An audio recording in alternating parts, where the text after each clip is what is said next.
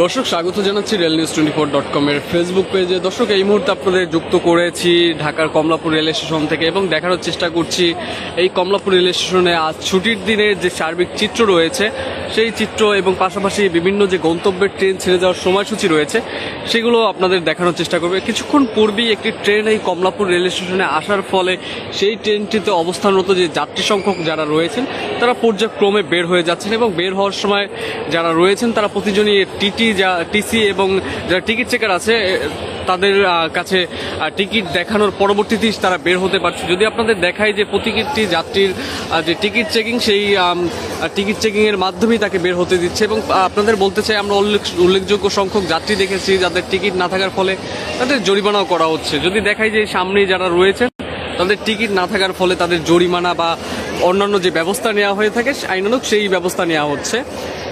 এই চিত্র প্রতিদিনই আমরা দেখতে পাই যে টিকিটবিহীন ভ্রমণ করা এবং কমলাপুর রেল স্টেশনে আসার পরবর্তীতে তারা যখন টিকিট ছাড়া ধরা পড়েন এবং জরিমানার সম্মুখীন হন সেটি আমরা প্রতিনিয়ত এবং সর্বসময় আমরা এই চিত্র দেখতে পারি এবং রেলওয়ে কর্তৃপক্ষ থেকে বারবার নিষেধ করার পরবর্তীতেও সেটি কমানো সম্ভব হয়নি।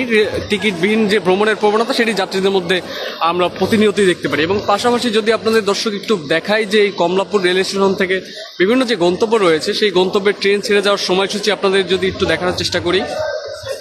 দর্শক যাত্রীদের সুবিধার্থে এই কমলাপুর রেল স্টেশনে এরকম এলইডি স্ক্রিন কয়েকটি দেওয়া রয়েছে যার মাধ্যমে ট্রেনের সময়সূচি থেকে শুরু করে সকল তথ্য দেওয়া হয়ে থাকে এই সময়সূচির মাধ্যমে। তো সুতরাং আপনাদের এই সময়সূচির পরিপ্রেক্ষিতে আমরা যদি আপনাদের একটু বলি, রাজশাহী কমিউটার যেটি 7 নম্বর প্ল্যাটফর্ম থেকে চাঁপাইনবাবগঞ্জের উদ্দেশ্যে 12টা 15 মিনিটে ছেড়ে যাওয়ার কথা রয়েছে, সেটি এখন পর্যন্ত ছেড়ে যেতে সক্ষম হয়নি। প্রায় ইতিমধ্যে প্রায় 2টা বেজে যাচ্ছে, সেটি 12টা 15 মিনিটে ছেড়ে যাওয়ার কথা। দীর্ঘ 1.5 ঘন্টার উপরে সিরিয়াল বিপর্যয় আমরা দেখতে পাচ্ছি এবং 7 নম্বর প্ল্যাটফর্মে এই ট্রেনটি যথারীতি এখন রয়েছে।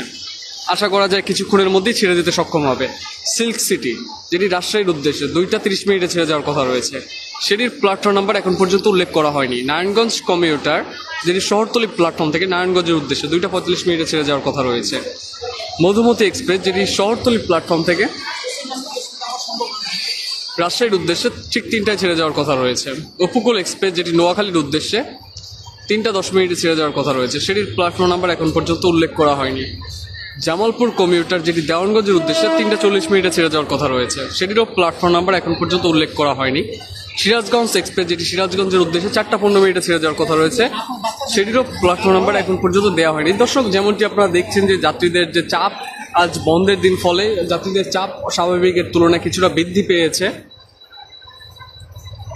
যদি আপনাদের বলি যে আজ এই কমলাপুর রেল স্টেশন ঢাকায় অবস্থান করার ফলে এটি সর্বসময় যে ব্যস্ততম একটি রেলওয়ে সেটি আমরা দেখতে পারি এবং এটি বাংলাদেশের সর্ববৃহৎ রেল স্টেশন হওয়ার ফলে প্রতিনিয়ত যে এখানে যে বাড়তি চাপ সেটি আমরা দেখতে পারি। কিন্তু যে কোনো বন্ধ বা সরকারি বন্ধ বা যে কোনো ছুটির দিনে এই কমলাপুর রেল স্টেশনের উপরে পড়ে বাড়তি যে একটি চাপ সেটি সবসময় আমরা দেখতে পারি। সেই আজ শুক্রবার এবং সাপ্তাহিক বন্ধ, যার ফলে আমরা দেখতে পাচ্ছি বিভিন্ন জায়গা থেকে বিভিন্ন গ্রাম থেকে ঢাকায় আসতে শুরু করেছেন এবং পাশাপাশি আমরা উল্লেখযোগ্য হারে দেখতে পেরেছি যে ঢাকায় যারা বসবাস করেন তারাও তার ফ্যামিলি বর্গ নিয়ে এই কমলাপুর রেল স্টেশনে আসছেন।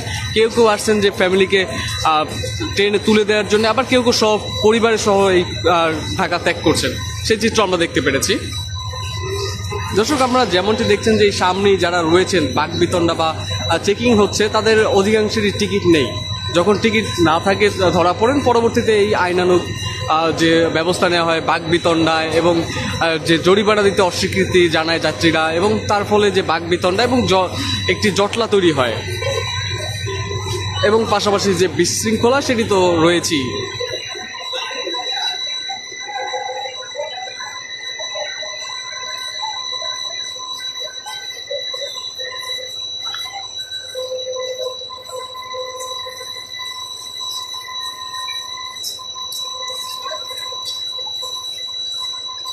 দর্শক আপনাদের দেখাচ্ছি যে এই এন্ট্রি পয়েন্টটি রয়েছে, সেই এন্ট্রি পয়েন্ট দিয়েই যাত্রীরা বের হচ্ছেন এবং যে এক্সিট পয়েন্ট সেটি এই মুহূর্তে খোলা হয়নি, সামনেই রয়েছে এক্সিট পয়েন্ট, কিন্তু এইটি হচ্ছে এন্ট্রি পয়েন্ট যেখান থেকে প্রবেশদ্বার কমলাপুর রেল স্টেশন, সেখান থেকে যাত্রীদের বের এবং যে প্রবেশ সেটি করানো হচ্ছে।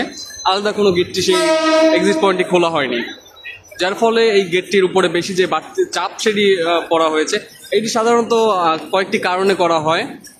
যেহেতু সাপ্তাহিক ছুটি, অনেক কর্মী হয়তো ছুটিতে থাকার ফলে, কিছু কর্মী সংকটের ফলে, এবং যদি উপচে পড়া ভিড় না থাকে সেক্ষেত্রে একটি গেট দিয়ে এই কার্যক্রম করে থাকে।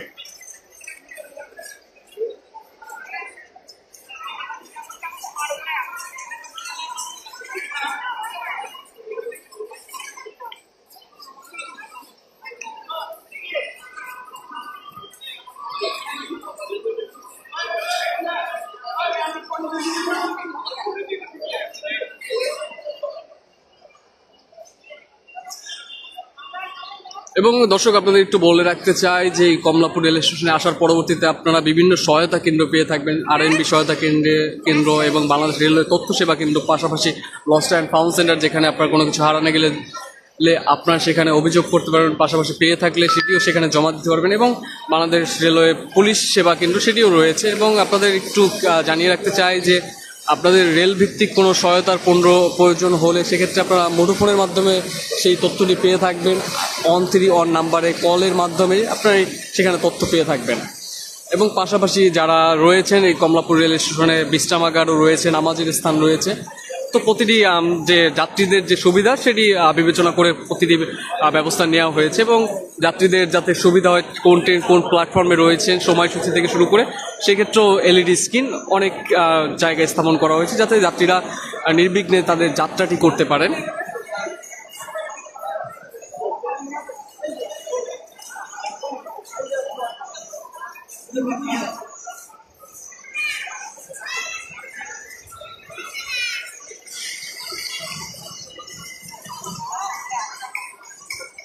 দর্শক, দেখাচ্ছিলাম এই কমলাপুর রেল স্টেশনে আর ছুটির দিনের যে সার্বিক চিত্র রয়েছে, এবং পাশাপাশি ঢাকার কমলাপুর রেল স্টেশন থেকে বিভিন্ন যে গন্তব্য রয়েছে সেখানে ট্রেন ছেড়ে যাওয়ার সময়সূচিও দেখানোর চেষ্টা করেছিলাম রেল নিউজের মাধ্যমে। রেল নিউজের সাথে যুক্ত থাকার জন্য ধন্যবাদ। Imtiaz Hasan, rail news.